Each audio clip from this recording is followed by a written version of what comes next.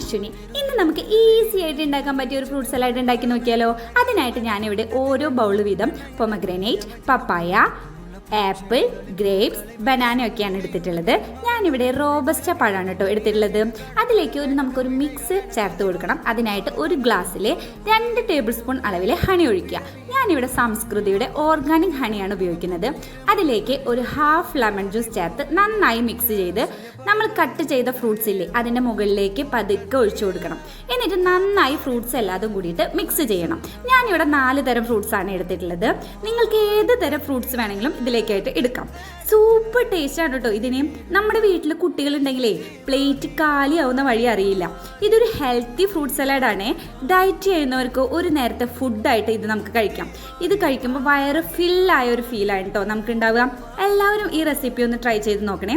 അപ്പോൾ ഇന്നത്തെ വീഡിയോ ഇത്രയേ ഉള്ളൂ. അടുത്ത വീഡിയോയുമായി വരുന്നത് വരെ